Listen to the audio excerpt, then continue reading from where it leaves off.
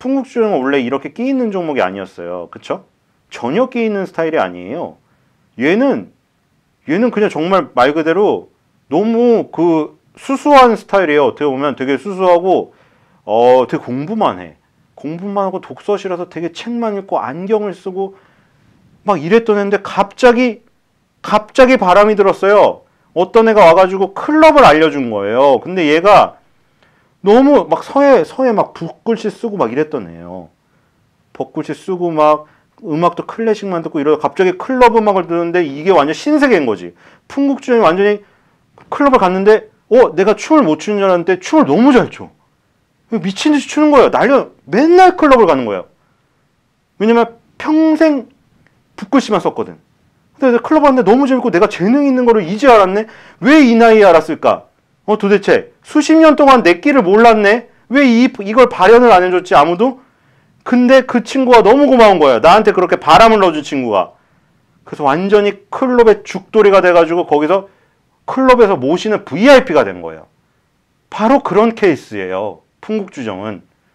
너무 얌전한 종목이었고 PER, PBR이 낮은 종목이었는데 느닷없이 얘가 갑자기 막 날아가고 끼가 생겨가지고 폭발을 해버린 거 완전히.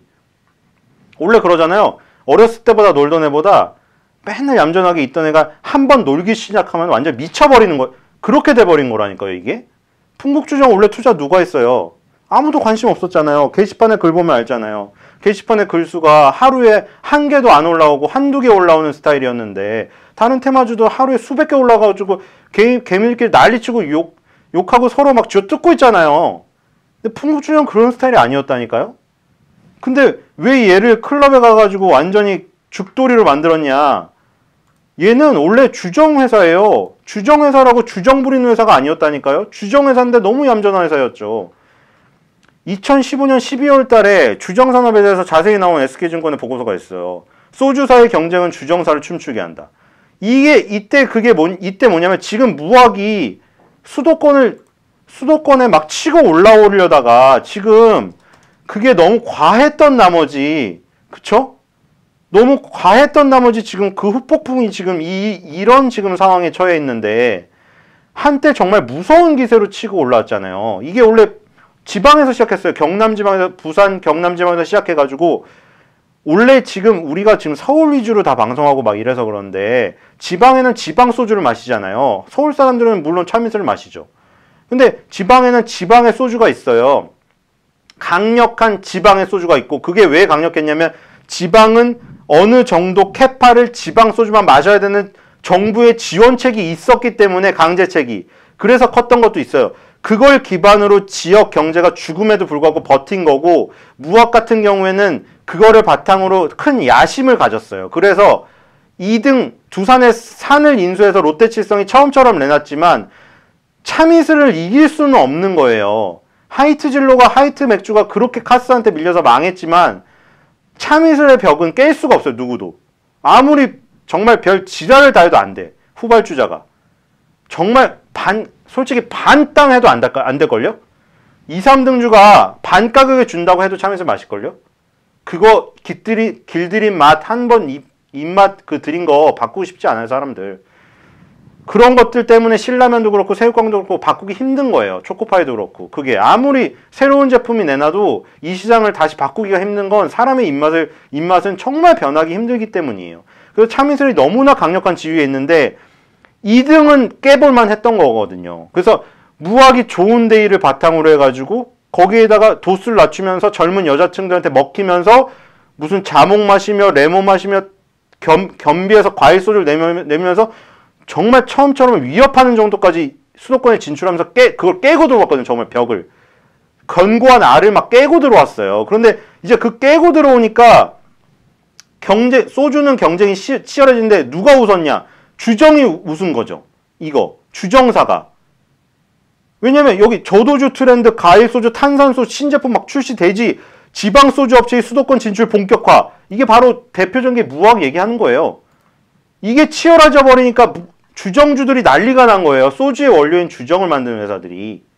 지금 그때 2015년에 이게 엄청 막 열이 붙기 시작한 거예요. 그래서 뭐 풍국주정이니 진로발효니 창해에탄올 이런 회사들이 굉장히 실적이 좋아진 거예요. 난리가 났거든요. 여기도 나왔잖아요. 하이트질로 롯데칠성. 그러니까 그냥 브랜드로 말하면 참이슬 처음처럼 거기다 무하게 좋은 데이가 미친 듯이 오니까 참이슬은 그래도 너무나 강력해서 콧방귀도 안 꼈지만 솔직히 처음처럼은 위험했단 말이죠. 이게 롯데칠성의 처음처럼은 완벽한 지휘력은 아니었기 때문에 무하게 좋은 데가 너무나 무서웠고 좀 약간 저도주로 도수도 낮췄지만 가격적인 메리트도 갖고 들어왔어요. 그러니까 이제 대형마트니 일반 음식점, 고깃집 이런 데서 그렇게 치고 들어와 버리면 사장님도 혹하거든. 솔직히 이 매대에 이거를 채워줄게요. 저희가 좀 더 싼 가격으로. 이거 약간 혹하거든요. 참이슬은 너무나 충성도가 강해서 바꾸지 않지만 처음처럼 약간 바꿔볼 만하게 약간 유혹적을 느끼거든요. 가격이. 그러니까 가격에 어떤 메리트가 들어가려면 브랜드 충성도가 낮은 것들이 그거잖아요. 그거 맞잖아요. 브랜드 충성도가 너무 강한 건 내가 비싸도 사 먹죠. 너무 나한테 입맛에 맞으니까. 근데 내 입맛엔 그렇게 맞지 않는데 그냥 없어서 이것만 있어서 먹는 것들은 새로운 게 싸게 들어오면 이것도 먹어볼까 하잖아. 사람 심리가. 그러니까 그걸 치고 들어온 거예요. 그러니까 어쨌든 그게 너무 강력히 치고 들어오니까 이때 막 풍국주정 창의 에탄올이 뜬 거예요. 근데 여기서 진로발효 창의 에탄올이랑 다른 부분이 하나 있었던 게 그게 클럽 가서 바람나게 한 거예요. 풍국주정을. 풍국주정이 자회사 여기 나오잖아요. 자회사의 선도 산업을 갖고 있고 산업용 가스 만드는 회사 SDG라는 회사를 갖고 있는데 이게 수소가스를 만들던 거였어요.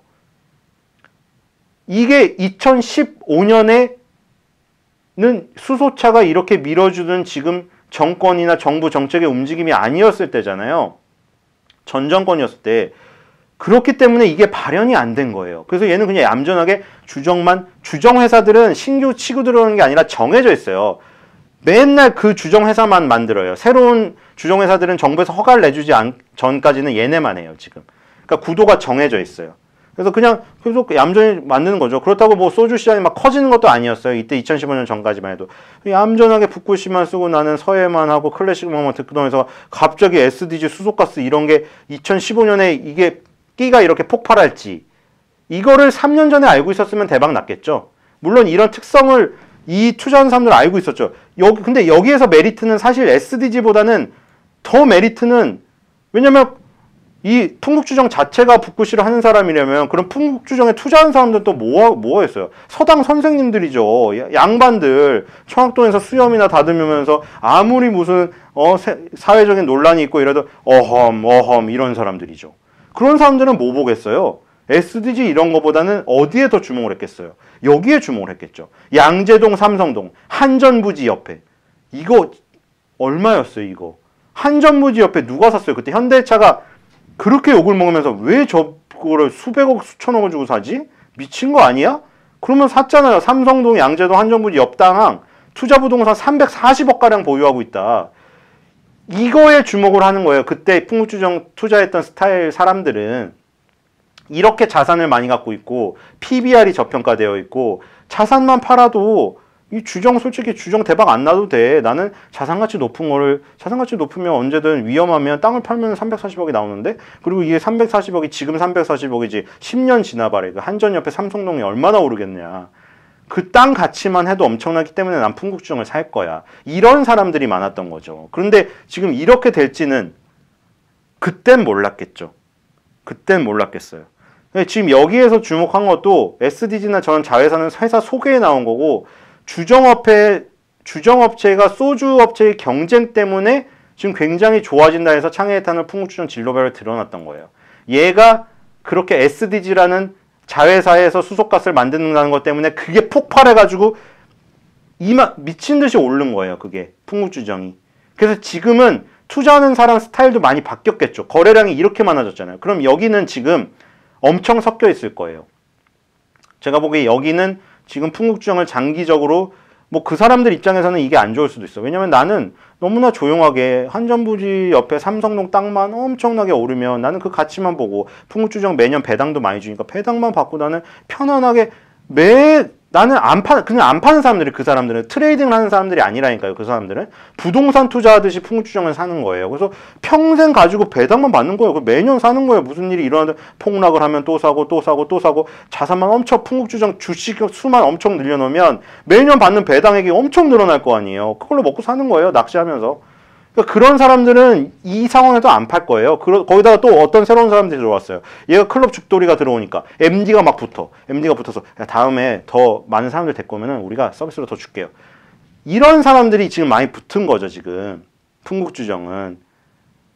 왜냐 끼가 보여서 수소차 테마의 대장주라고 하니까 뉴스 보고 사는 사람이 엄청 붙어가지고 이 예전의 거래량에 수만 배가 터져. 수만 배가.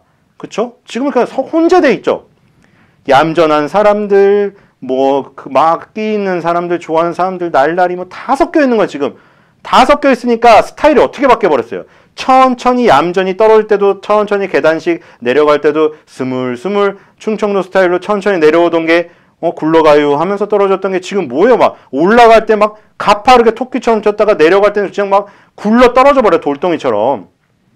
그러니까 투자에 참여하는 사람의 스타일이 바뀌어버리니까 지금 이 움직이는 스타일도 변질돼 버린 거예요, 지금 얘는.